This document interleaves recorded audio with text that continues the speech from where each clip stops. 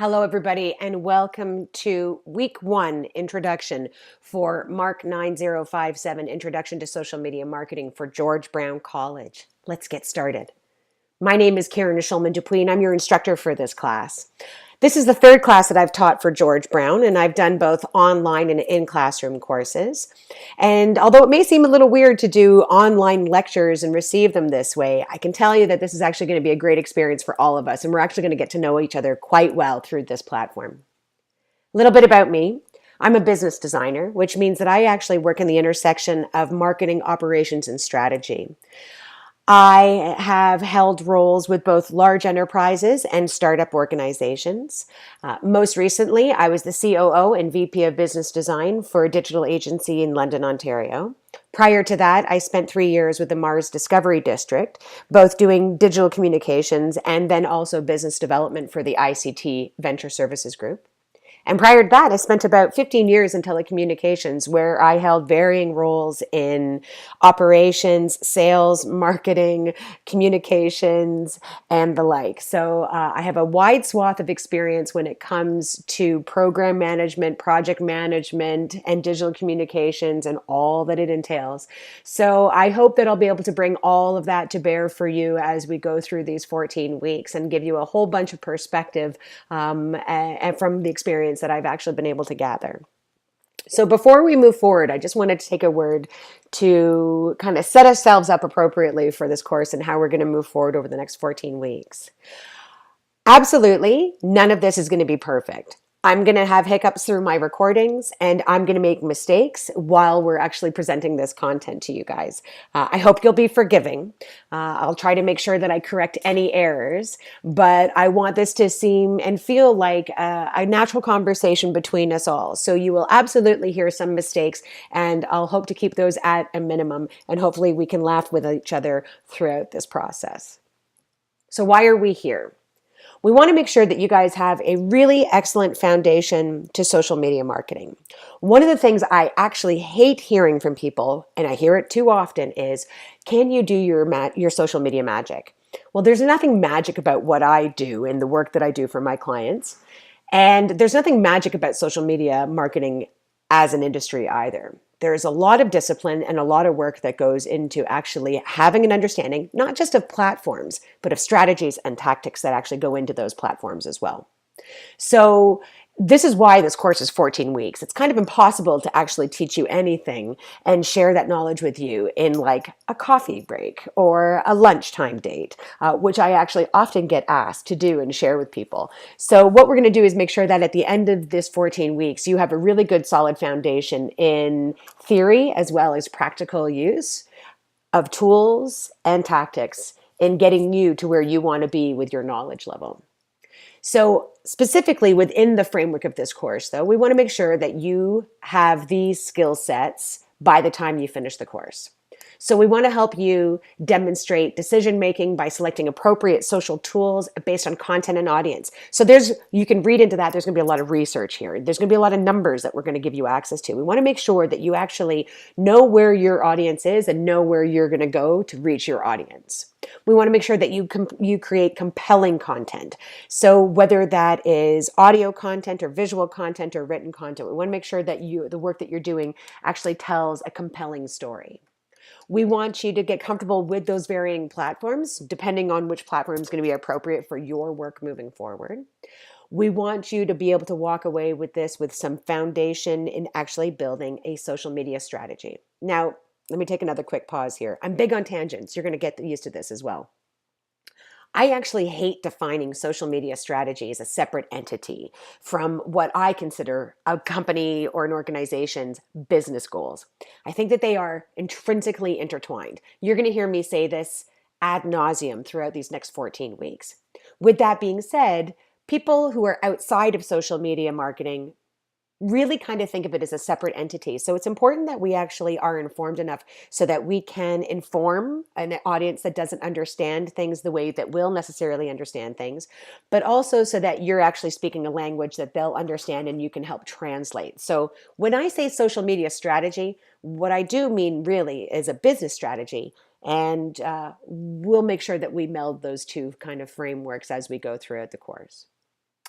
Lastly, we want to make sure that you have enough information and knowledge to be able to actually measure the efficacy of the work that you're doing, and that you can actually make changes to campaigns and work that you're doing on behalf of yourselves or your clients based on insights that you're going to glean from each one of these different platforms. Now, this is not going to be where we can actually dive deep into analytics and whatnot, but I am going to give you enough information where you're going to be dangerous. So what is this course going to look like? So here it is. This is what you guys are going to be responsible for over 14 weeks. So you're going to have homework assignments every single week. Sometimes it's just going to be sharing a link or sharing your favorite item within a community that I'm going to reveal to you just shortly. But a lot of this is going to be about participation as well. So being somebody who just sits and listens is okay, but this is a classroom environment. We really want to make sure that you guys are all participating and supporting one another. So participation, because that is actually the definition of social, right? Is an engagement on both sides, a giver and a taker, a sender and a receiver. So participating in this classroom environment is going to be definitely a part of your measurement for success, as well as the overall feeling of success for everybody who's here. There is a test, there is a test, there is a test. This should be no surprise to everybody. So the test is going to happen in week 11. It's going to be on the Monday of that week. It is a timed multiple choice test. There's also a digital book report that you're going to be responsible for.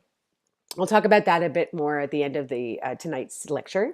And there's also a major project, which is worth 25% of your overall mark, which is due the final week of this course. So there's tons of information going to come at you. Not to worry. We're going to make sure that you have everything that you need to be successful here. And I'm going to walk you through what this looks like. So this is the course outline. Now I've taken this from the course outline. This will be posted in Blackboard, which is your home for all information and resource and content for this course. So let's just take a quick overview though of like what we can expect as we go through this course. So in week 1, this is it, of course, where we are right now. We're going to talk about our community, which is Google+. We're going to make sure that you're all set up with the right accounts and right email addresses and the like.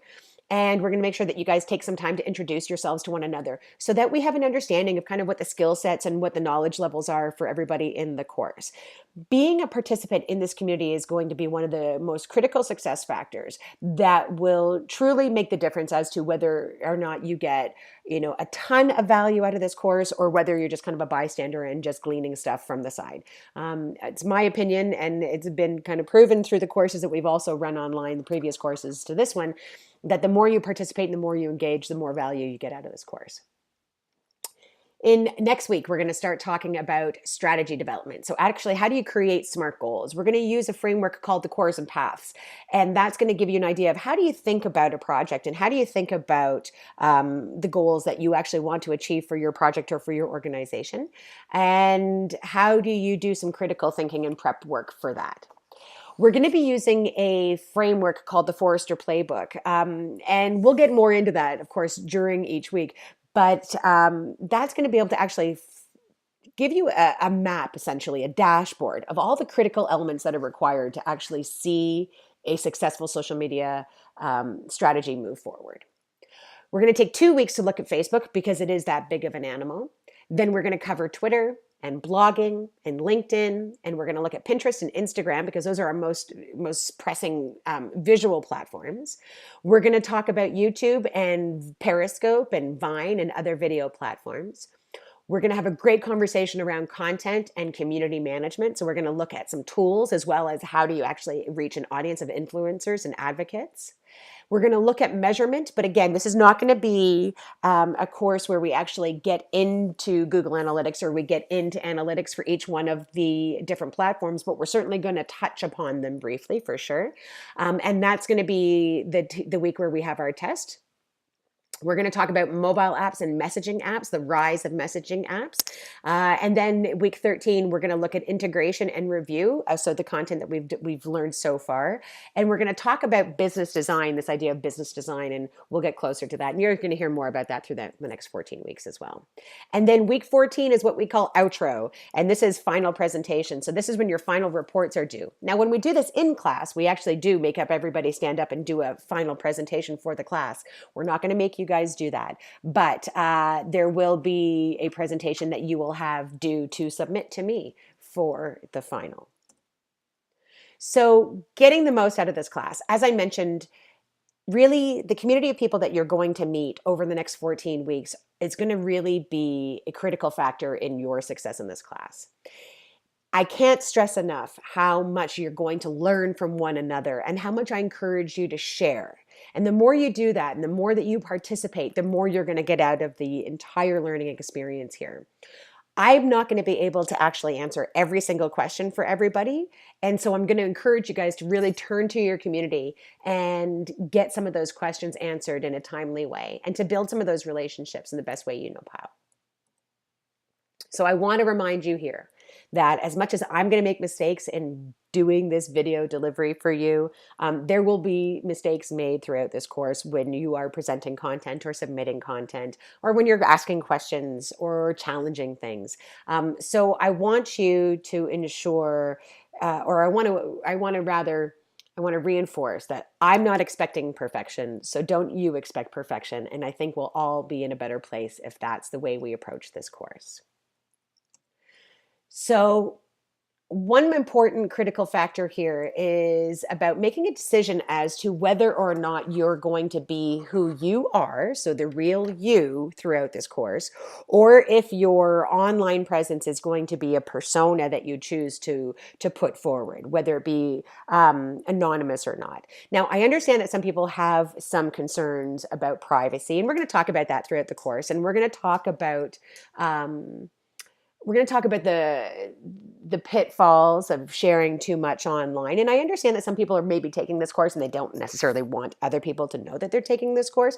I understand all of those considerations. With that being said, you cannot participate in an online social media marketing course and have private or shut down personas or profiles on these different social platforms, because this is how I'm going to be engaging with you, checking in on those platforms to see if you are doing the work that's required each week.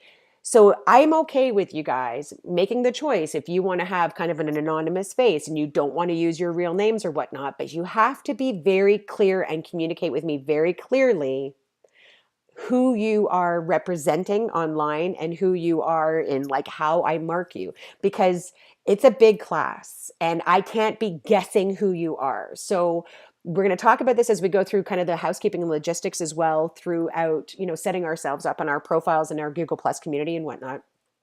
But I wanted to mention that it's really important up front that you are responsible for ensuring that I know who you are online in these different profiles, and I'm not spending my time guessing and trying to figure out who you are, because that's not going to work for me, and then it won't ultimately work for your marks at the end of it as well. So breathe. This is really important, and I want you to know that you really need to pay attention to this next part of the lecture. Really, really important. See how important it is? Like really, really important. So there are 50 people in this class, and that's a big class. If you think about a classroom of 50 people, for a typical continuing education class, 50 is actually a really large class. Now, certainly not the same size or not as big as some university lectures, but we're not in a university environment where we actually have a big class of 200 to 500 people, where there's also TAs to help support that classroom environment. So it's just me. It's me managing the submissions for 50 students, and that's me managing submissions for 50 students every single week. So that's me checking 50 final reports and 50 book reports and 50 links and 50 sets of comments and more, plus, because some of the conversations actually get really extensive. So I really need you to be mindful of enabling me to know who you are and making sure that that's all clear. As I mentioned before, the difference between your real name and your persona online and whatnot. These are some of the considerations that I really need you to take into account. So I wish there was like 2 or more of me, but there are not. So one of the really important ways that you guys are going to succeed in this class is by doing your homework. And I mean it, by reading and doing your homework. A lot of the questions that you're going to have are already going to be in the course materials in week one. So they'll be in the course overview, they'll be in the coursework examples. And again, I'm going to show you those in just a few moments. So you're not walking into this entirely blind, but I really do need you guys to do your part and to do your reading and make sure that you cover the materials yourselves as well. I can also promise you that if you are anything like me and you choose to procrastinate now, you will panic later. There's not a ton of lift, to be quite honest, throughout the whole course. Each week, the requirements for each week's homework are actually pretty manageable because they need to be. They need to be manageable for you as a learner in a continuing education environment, but they also need to be manageable for me to be able to mark these and assess these in a timely manner for you as well. Now, to be honest, there's also sometimes I cannot get to the marking as I would like to, as soon as I would like to. So sometimes there's a delay in marking. Those marks will be submitted in Blackboard. You will know what your marks are, and we'll talk about that as we continue in this housekeeping conversation. All right, so how are we going to stay organized? Is that do people love organization stuff as much as I do? That is like one of the prettiest pictures. I love this kind of crazy OCD stuff when it comes to organization. So this is how we're going to stay organized. First of all, we're going to be using Google Plus communities. And I've already set up a community, and you guys will be getting an invitation to this community imminently if you haven't received it already by the time you're watching this video. And the Google Plus community is an amazing place to actually continue our conversation and to have a greater conversation for everything that we're going to be covering in this course. Now, Google Plus is not as popular a social platform as, of course, Facebook and Twitter and whatnot, although it is, funnily enough. Numbers-wise, this is a hugely popular platform. But for some reason, Google just doesn't do social very well. But with that being said, as an online community for learning program like this, it is actually ideal. So this is where everyone's going to be learning from one another. So this is a bit of a snapshot of what it looks like. Now I'm going to go to a little live shot of what the community actually looks like.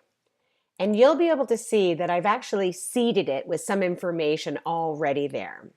Now, on the left-hand side, I'm going to scroll, and you're going to see that there are the weeks listed here. So when you want to actually submit a discussion, or I'm asking you to participate in a conversation, you're going to submit the conversation based on that week's conversation.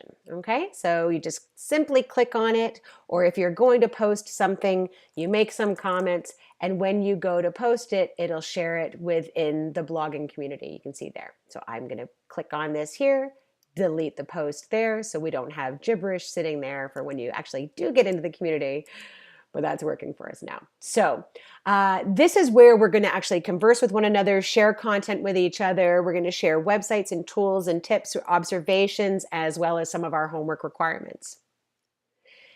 To get access to this community, this is like the really, please stop and listen. This is really important stuff. You need to choose one email address. So I will have already invited you to this community using the email address that you registered for this course with. So by default, that's the email address I'm using. If you want to change the email address that you use for this course or for creating a Google account, then you have to let me know within this first week. As I mentioned, with 50 students, it is impossible for me to go back and forth having conversations with people about which email address to use. You're going to choose one email, and that's the email that you're going to use for everything in this course. It's going to be the only email that I communicate with you through. It's going to be the email that you get access to the community through. It's going to be the email that you get your link for the test through. Everything is going to happen with that one email address. Now, I'm not saying you have to create a new email address. You don't have to. You can if you'd like. So I have one email address that I use for my everyday work, but I also have my Karen SD GBC Gmail address that I use for just this course. So sometimes I do create different email addresses so I can actually separate content. So I'm not actually doing this kind of cross-pollination of content. So you may want to choose to do that, and that's okay. All you have to do is let me know which email address you're going to be using for this course and stick with it. Now, if you're the kind of person that doesn't want to have multiple email addresses and you just want to use the one email address that you've used to register for the course and everything else, that's totally cool, because having a Google account and having a Gmail address are two different things. Okay? So as you can see on this page, that you can use your current email address to create your Google account. The Google account will allow you to create a Google Drive account, and it'll allow you to do other things within the Google environment. So you can use your existing email address. So that can be your name at mywork.com. It can be your Hotmail, although I'll laugh at you a little bit if you still have an Hotmail address. I'm just being honest. It could be your outlook.com email. It could be whatever email address you like. Okay? It just has to be one. So, as I've said a few times already, can you tell I've had this problem in previous classes?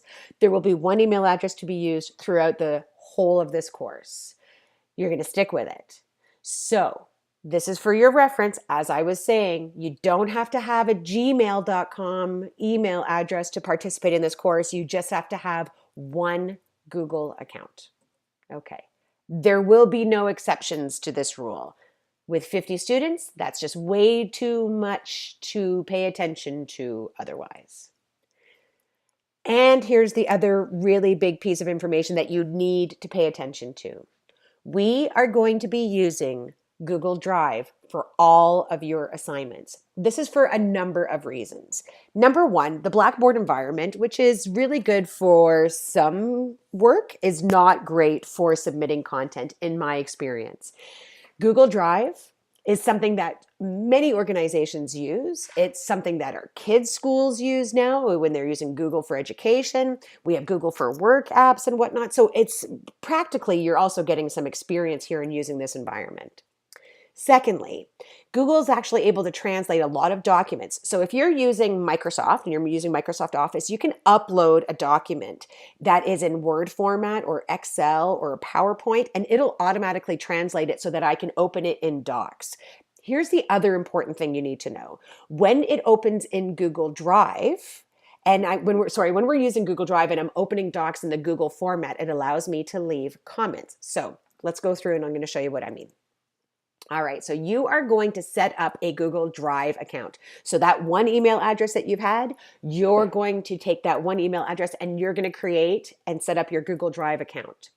You're going to create a folder titled your name, MARK9057 S2016. So S is for spring, summer, 2016 obviously being the year, MARK9057 is the name of the course, and your name is so it's your name, and I know whose work I'm looking at, okay? All of your homework is going to go into this folder, and this is how I want you to please name it. Your name and then the week number for your homework. You can add in, if you would like to keep track of it yourself, you can add in intro. You can add in, so you can say your name week 1 intro. You can say your name week 3 Facebook. You can do that, absolutely no problem. This is the minimum requirement that I need, your name and the week number for your work. This is again to allow me to readily see whose work I am marking. You will only share this homework with me. You're not going to share it with the entire class unless you like to. In my last class, we actually had a lot of people who were sharing their stuff with everybody all the time, and it was actually great because there was a lot of cross-learning going on that way. But that is not a requirement. You will only share your work with me. The other thing is that you're going to have to make sure that you allow comments on your documents, because if you want me to provide feedback on your work, you have to allow me to provide comments within the document. I will not provide comments going back to email and doing it that route. It's not going to happen. So I'm setting this expectation with you guys right up front. If you want feedback on your work and your submissions, whether it was a positive or negative, then you're going to have to enable comments. So that means you're not letting me just view content. I need to be able to edit the content. I promise you, I won't edit your content. I will only either submit it. So I'll do suggested reviews, or I will just add comments, okay? I will not accept any homework by email. Do not send me any homework by email. Any homework by email will be instantly deleted. There's a difference here. When you set up your Google Drive, you can actually send me a notification by email and say, my content is ready in Google Drive. I really do appreciate those actually, but do not send me your actual documentation via email. Okay? Ensuring that I have access to your assignments is your responsibility. Pretty much after the first week, I'll get notification that everybody has shared their Google Drive with me, and then I can actually make sure that you're there. So I usually send out a little poke and say, hey, have you set up your Google Drive yet? Please don't make me do that to 25 plus students, because that will just suck the lifeblood out of me, okay? And again, they need to be in Google Docs format, because if you submit something as a PDF, that's fine. I can view it, but I won't be giving you any comments. If you submit it as a different kind of format, like a JPEG and stuff like that, I can't see that unless I actually have it enabled within Google Drive. I'm not going to download your homework to my laptop or to my home computer to view it. That's why we're using Google Drive, because everything should be enabled on the cloud. Okay, so this is a whole part about cloud computing. All right, so this is where I want your homework to live and breathe. So this is what it's going to look like from your side. So I'm going to bring my mouse over here. So your drive is going to be here. That's going to say my drive, not your name. It's just going to say my drive. And this is what I'm asking you to do, is to make a folder that says your name, MARK9057S2016. And then in that, you're going to right click on that, and it's going to come up with this menu option, and you're going to click share. And that's where you're going to share your Google Drive with me. Okay. And when you have all of your homework in Google Drive, this is what it's going to look like. It's going to be your name week 1, your name week 2, and this is how your content should appear in that one folder. And yes, I did actually have to state replace your name with your name, because that mistake has happened more than once. Okay. So you're going to share with me at this email address, KarenSDGBC@gmail.com. And again, you're going to want to make sure that I can edit is going to be the solution here, right? Or that is going to be the drop down option here, so that I can leave comments in your content. All right. So this is basically how things are going to work moving forward. Every Monday, you're going to have show up in Blackboard your course material. So you can see here, this is the last course that I did here. You can see that I have every week is listed here on the left-hand side. And then all of the course material is going to exist here within Blackboard. Sometimes that I'm going to have other materials that are available in Google Drive, which I'm going to share with all of you guys. But all of your content is going to be here. All of the conversation is going to be happening in the Google Plus community though. Okay, so those are the only 2 environments that we're going to be dealing with, is Blackboard and the Google community. Okay, so I'm going to be submitting to you guys these videos, and these videos are all going to be private and unlisted. So I'm not sharing these and broadcasting these with the world. These are just intended for you guys, and they'll be released every Monday. They'll be up every Monday by 6:30 p.m. Absolutely. They're usually going to be up probably earlier than that, like throughout the day. But just in case, as an absolute marker, 6:30 p.m. is when you will receive that video on each Monday. Okay. And everyone's going to have questions. 100% everyone's going to have questions. And the reality is that you're going to have to take responsibility for finding some of those answers. As I mentioned a little while ago, a lot of the questions that you're going to have, especially in this first week, are already going to be in the course material that I have put here in the Blackboard environment. So where it says, welcome, read this first, please read that first. When it says how this course will work, please read that material. A lot of the content and a lot of the questions that you're going to have are going to be covered in that material already. Okay. But also, I'm going to encourage you to take responsibility somewhat for your own questions. A lot of the questions, like the logistical questions, like how do I do this in Google, or how do I do that in Drive, that's going to be answered by you simply Googling your answer. So there's this like lovely website I love, which is Let Me Google That For You. So don't make me do this to you guys.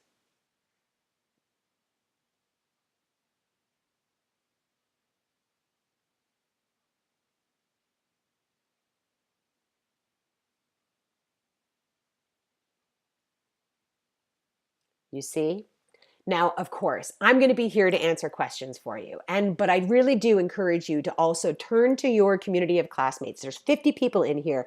There's going to be some people who are going to be really prolific engagers, and there's going to be some people who are going to sit back and listen a little bit more, but everyone's going to have great perspective to share. And a lot of people will actually have the answers that you're looking for if I'm not readily available to give you those answers right up front. Okay? Okay. So ready? Let's begin. So, there's a lot more to social media than you think. And as I've already said a few times, social and digital strategies don't live outside of your organization's goals. This is why I'm actually really big on pushing the conversation around business design. I want to be able to see people moving forward and actually ensuring that they're integrating their social media marketing goals with their overall business goals. They should not be two separate things. And I want you to be aware of this idea, FOMO. I'm sure some of you have probably heard about it, fear of missing out. It's actually a real thing. It's a real psychological condition that actually drives a lot of people and is actually kind of moving forward in being some of the cause between some mania around people using social media and the conversation, the kind of lay conversation around addiction that people are having these days around this idea that people are addicted to the internet and addicted to social media. And the reality is that there's a lot of information to take in. I mean, there is a ton of information to take in. That's why this course is 14 weeks long. And even at that, there's still a ton of information that we're never going to be able to actually capture in just these 14 weeks. But the answers are out there.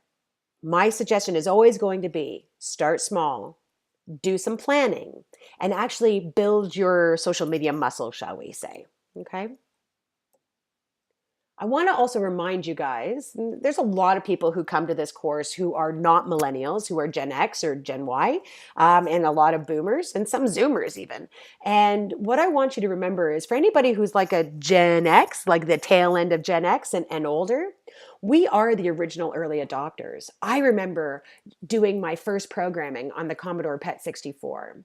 And certainly I was using one of the first Macs that were ever released, 100%.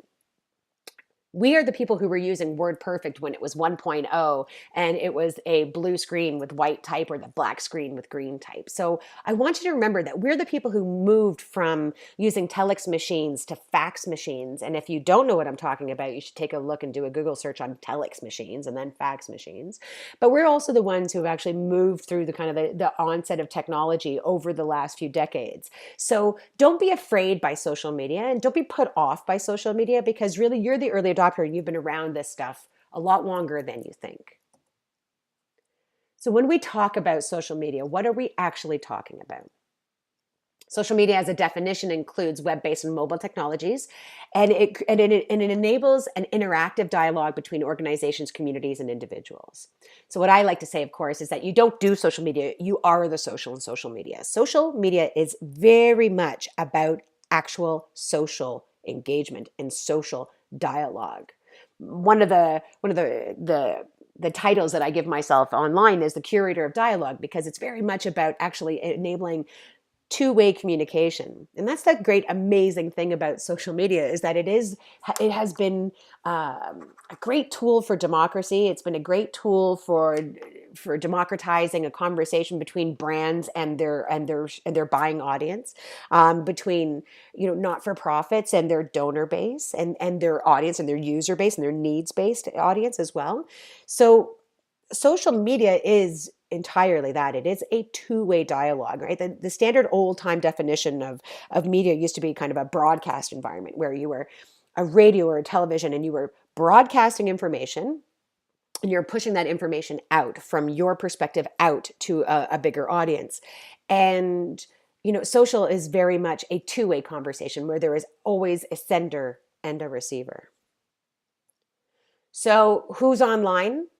Well, absolutely everybody is. If you look at the Canadian framework, then you can see that as of January 2016, through research that has been provided to us by We Are Social, we are looking at about 91% of the Canadian population has access to the internet. Now, that doesn't mean that everybody's online in the sense of using social media, but that means that we have a 91% rate of penetration for internet users in our country. So we're getting close to how many users there are in the world and how huge that internet penetration is globally. You can see the numbers continue to grow. And you know, we certainly haven't covered the entire world's population, even though it seems that way. But one of the reasons I like to show this slide is because I want to remind everybody that this is a very North American centric view that we bring to these conversations often, right? We say, well, everybody's online. Well, 91% of Canadians most certainly are, but that's not everyone globally. So I mention this because I want you to keep in mind that even though we often talk about things for the purposes of this course from a very North American centric perspective, it is certainly not the only research or knowledge that we should be keeping in mind when we're talking about that kind of data. So, interestingly enough, the Canadian population internet penetration actually dropped, and it's interesting to consider why. I don't necessarily have those questions or those answers rather, but I want you to think about that question. Why would we drop from 95% of internet penetration in 2014 to 2015 being 93%? So this is a screenshot from a website called Internet Stats Live. And it's just a quick moment in time. And what it does is it gives us an indicator of how quickly our online world is changing and growing. Now, if you go to Internet Stats Live, you're going to see that these numbers are constantly moving and constantly growing.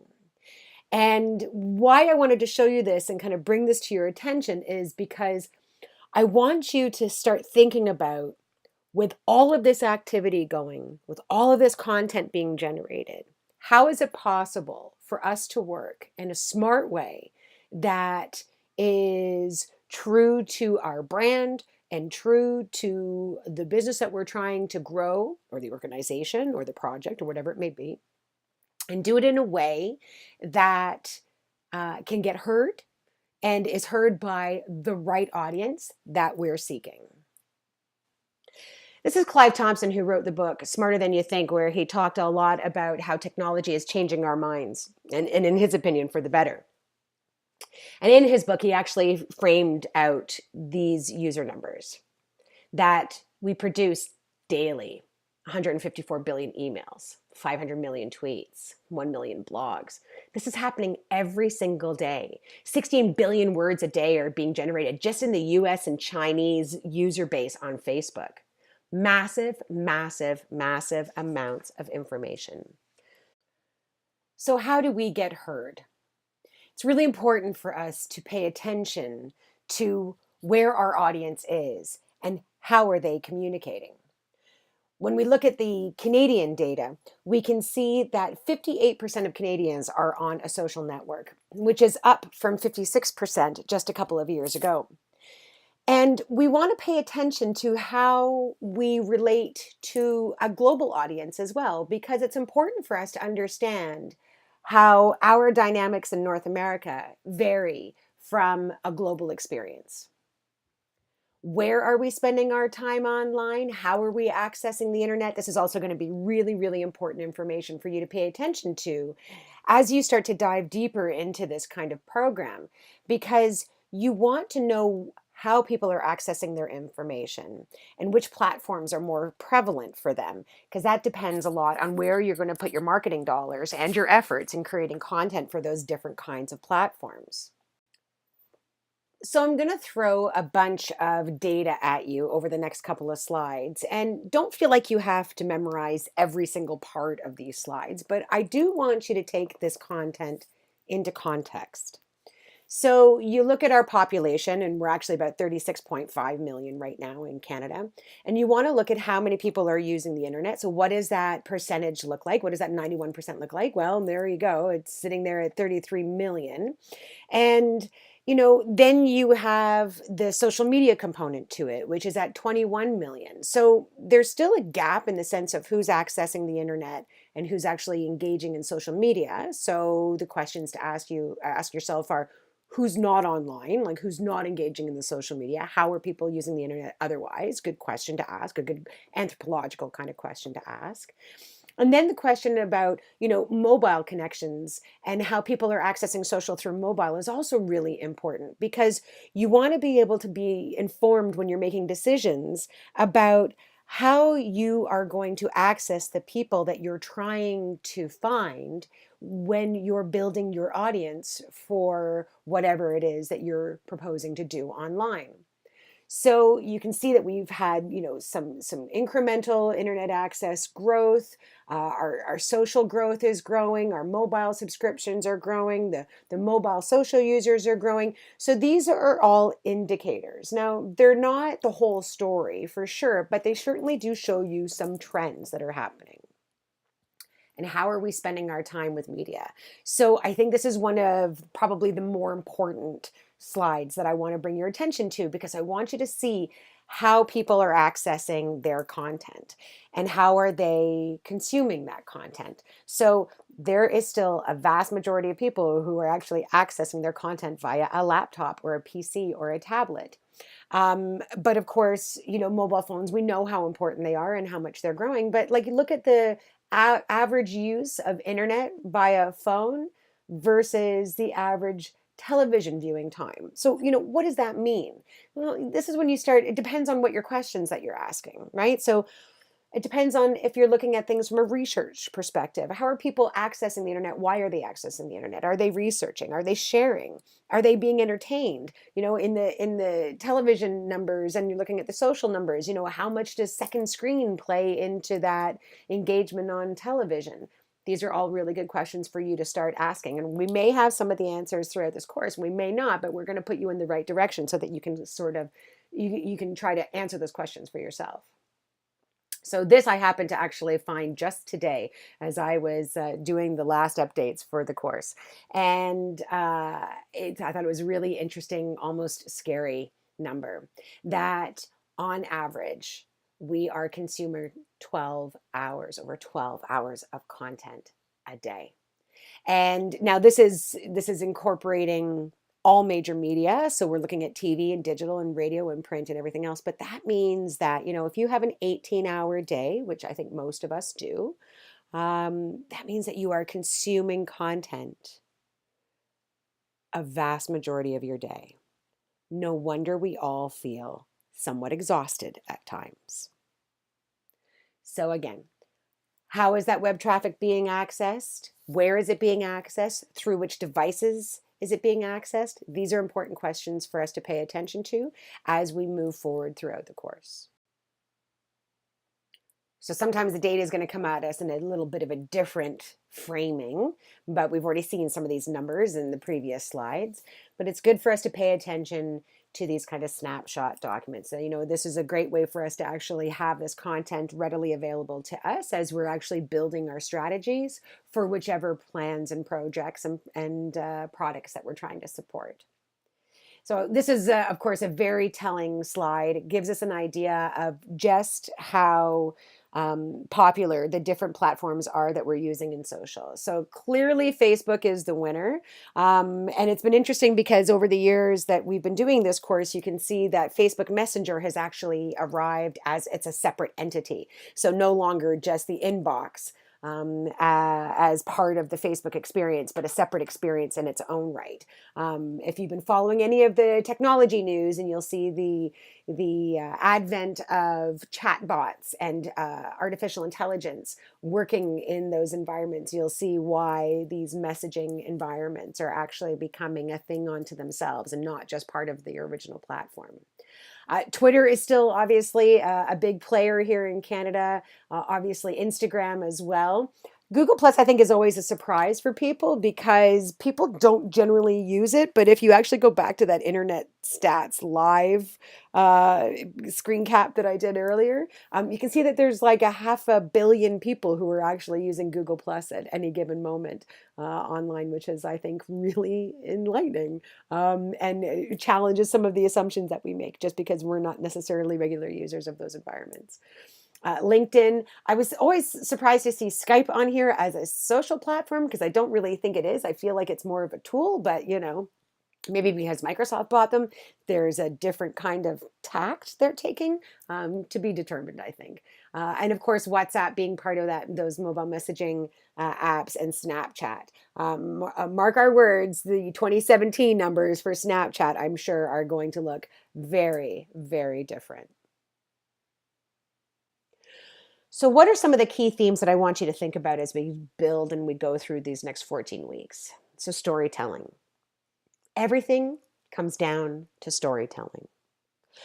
The most early form of communication of Neanderthal man came down to storytelling. It was about parlaying information about the human experience. Storytelling is a really compelling platform. It is it's the one thing that like about humanity, like from an anthropological perspective, that actually ties us all together.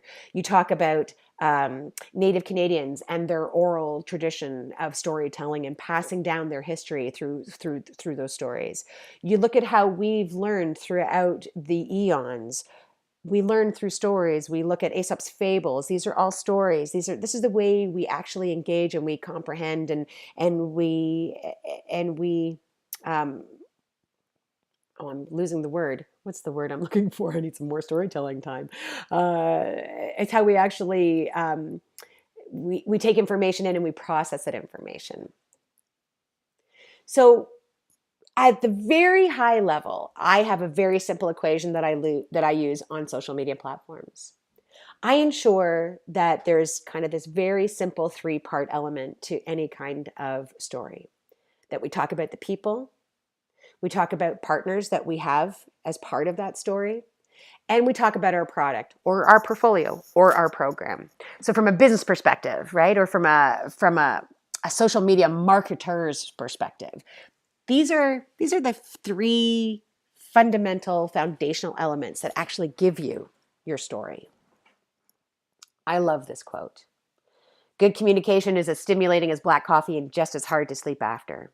This is what we want you guys to get to at the end of this course. We want to make sure that you not only understand your platforms and you not only understand the mechanics of those platforms, but that you're actually comfortable enough to use them and move them forward and create great, compelling content that serves you, your clients, and your audience. One of the most important things that you need to ensure that you realize any sort of success regarding any business or project or organization is a plan. And ensuring that you actually have a smartly thought out, well constructed digital roadmap is no exception. Failing to plan is planning to fail, as Benjamin Franklin has famously been quoted as saying. And when you do not take the time to sit down and do the pre-work for a digital plan or for executing on any kind of social media campaign or overarching strategy, you are destined to fail. You have to do the work. You have to understand who you are, what your goals are, what you're going to measure, how you're going to execute on it, how you're going to determine what's been a success or not, and then how are you going to continue to change that and let that evolve to serve you in reaching your goals. So that's why creating a strategy and creating this kind of roadmap is going to be incredibly important. Something that you're going to hear from me a million times, and I wish I were exaggerating, but I'm really not, throughout this entire 14 weeks is going to be this question: to what end? Every single thing you choose to do online as part of a strategy, as part of serving specific goals, needs to answer this question: to what end? I am not a fan of the spray and pray approach to doing anything in business, period, but or online specifically. When you're spraying and praying, all you're doing is creating a whole bunch of noise. You're contributing to that, remember those 16 billion or trillion words on Facebook every day. You're contributing to noise, but in not a healthy way, not a specific way, and not a goal-oriented way. So I'm going to encourage you to think about how you can move forward with that planning, and always with this question in mind. So as I mentioned, you have to be able to figure out where you're going and what's working for you. And the only way that you can do that is if you actually start to build some regimen to your programming. And that includes measuring and reporting. You're going to hear me talk a lot about vanity metrics as we go through these 14 weeks. And vanity metrics are kind of those simple likes and follows. And while it's, the number, it's not all about the numbers. And numbers do give you a certain indication of trajectory and movement. Those mere vanity numbers are not going to get you to where you want to be, because they're not going to provide any ROI, so any return on investment, that you can actually articulate and prove. So ROI in the social media sphere is something that's really, really important, and it's something that most organizations do not focus in on well enough. Now, this is still a burgeoning field, so there certainly are solutions out there that are hundreds, if not thousands, of dollars to purchase as software solutions that enable you to track certain elements of any kind of campaign and give you certain answers. But what we just want to start you doing throughout this course is thinking about those kind of critical numbers beyond the vanity metrics. So I've often said, and I will continue to say a number of times again, that it's better to have 100 committed followers or likes or fans to whichever platform that you're on than it is to have tens of thousands, because those tens of thousands don't do anything for you. We're going to talk about that further on in the course. Take a second to read this quote.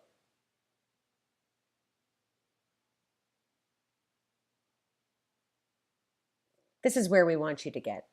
We want you to get to the place where you can understand and you can control and you can improve. And you're only going to be doing that by building in that measurement and that reporting muscle in your work. Another thing is, I talked to you earlier about challenging some North American biases. We have bias in every single thing we do. We bring a certain cognitive set of constructs to bear every time we look at something or experience something. What I want you to do is ensure that you're not using yourself as the defining audience to give you an answer about something. Because for the most part, even if you're an entrepreneur, you are not your audience. You may be a portion of your audience, but you are not definitive of your audience. That would be one of those very rare cases. What I want you to realize is that you don't know what you don't know, and that we shouldn't be working and making assumptions. We can't assume that people are on certain platforms and not on other certain platforms based on our own usage. We have to ensure that we're actually basing this knowledge off of hard metrics. So before you start to believing something by rote, make sure you actually take an opportunity to think it through and challenge your own assumptions. It's going to be really important that you learn to know your audience, that each platform really does serve there's always going to be a wide range of demographics in any kind of platform, and there'll be a predominant demographic that will usually kind of erupt through each platform. We're going to look at those different platforms as we go through the weeks, and we're going to look at the demographics and the user base of those, because we want you to have that information as you go forward and you start to build your plan. Now, I want you to keep in the back of your mind as well, that this is all going to be giving you information that you're going to use as you drive towards your final project, which is creating a strategy for your project or your business or your idea. So this is all going to tie into this. This is all going to inform you making these decisions and getting you to that end goal. One of the tools that we're going to use and that I want you to get comfortable with just from the very get-go in that measurement space is Bitly. So Bitly is a URL shortener. So a URL is a universal resource locator, which is actually the address of any website. And what it does is it takes a huge long address, and what it does is it shortens it. So I'm going to show you an example of a Bitly. So this is an example of a series of Bitlys that have been created over the years that I've been using this platform. And what it does is it takes a long URL, and it makes a little tiny URL out of it. So, and then what you get from Bitly is they've improved this platform since they first launched it many years ago.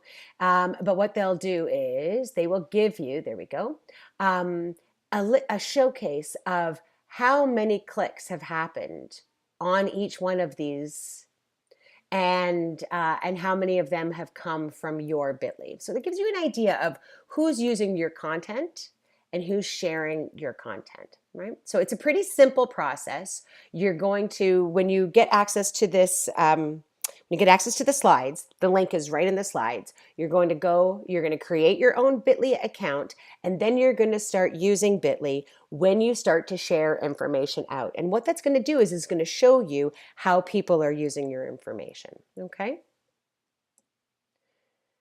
Tips and tricks. This is another one of these key themes.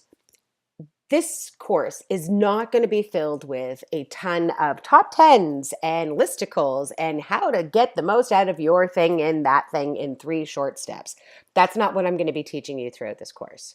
There are a million tips and trick sheets out there, and you can find them by doing a simple Google search.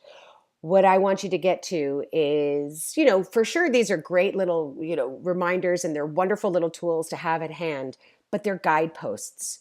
They're not rules of law. So have that critical mindset at hand every time you see these kinds of lists. They're fun and they're informative, but there's nothing that you should be following as rigidly like this. Cheat sheets galore, they exist. This is from a piece that we're going to look at actually later on in the blogging section of the course that talks about like the perfect length of everything. Again, tons of guidance out there. I'm going to be incorporating some of these into our course material, but these are also ever evolving and ever changing. So nothing is a written standard that's going to sit like this for good.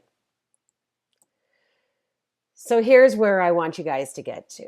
I want you to recognize that the whole purpose of being here at this course and kind of learning these things is we want to make sure that you're not boring. We want to make sure that your content is engaging. We want to make sure that you're talking to the right audience in the right way and in the right place. So that's our goal.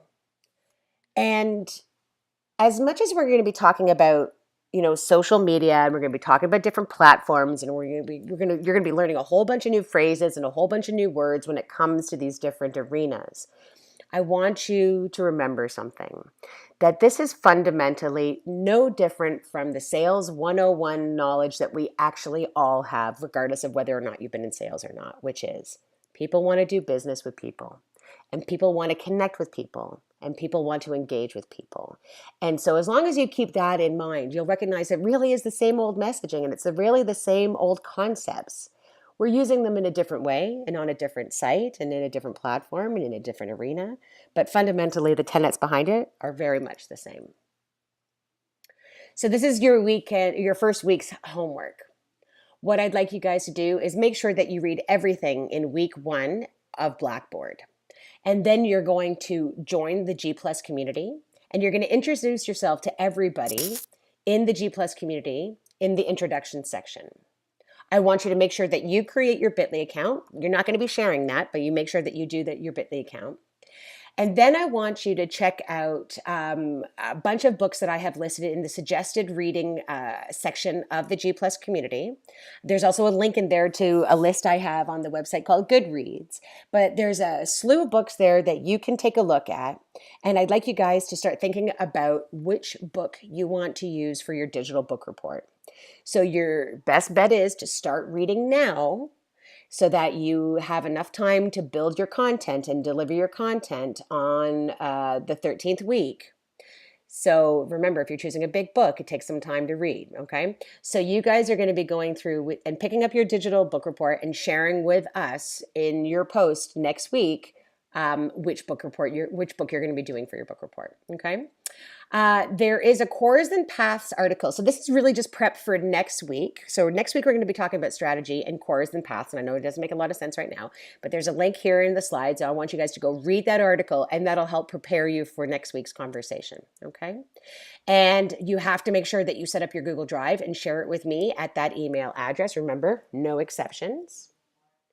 Here's a little snapshot of what's coming for your digital book report and the expectations for that. Okay, you're going to be using 2 different social media tools to tell your book report story, basically. So this is no different from what was in like elementary school and high school. You're going to be doing a book report. You're just going to be writing it up, and then you're also going to be sharing it with me in a different method. Okay. And this is just to get you thinking about your end goal here, which is your final project in this course. You're going to be creating a social media strategy, and everything that you're going to be learning is going to be informing it. So everything you're going to learn about strategy is going to help you frame how you're going to approach your final project. Everything you learn about the platforms and their social media audiences and the demographics within those audiences, those are all going to be things that you're going to choose that are going to help you define which platforms you're going to use and what your strategy is going to be for your business or your project or your goal going forward. Okay. You need to keep this in mind as we work throughout the course. So next week, we're going to be talking all about social media strategy, and we're going to be talking about it from kind of a broad perspective, as well as I'm going to be giving you some tools that are going to help you kind of start to dig deeper into what that looks like. So we're going to be doing a lot of work throughout this course through this playbook, which is called the Forrester Playbook, which we will discuss further next week. So I'm not going to get into it too much right now.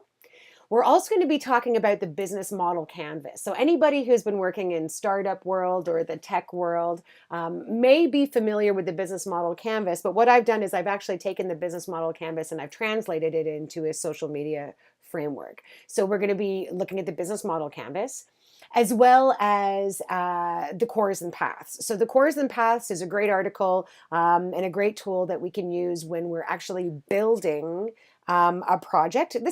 Cores and Paths is more really about a website per se, as a website project, but it's actually a really great tool that allows us to kind of think beyond what we would originally start to brew about when it comes to how do we build out a strategy. So that's it for this week. Thanks to everybody for joining. I hope you breathe deep and jump in, and we'll talk to you soon.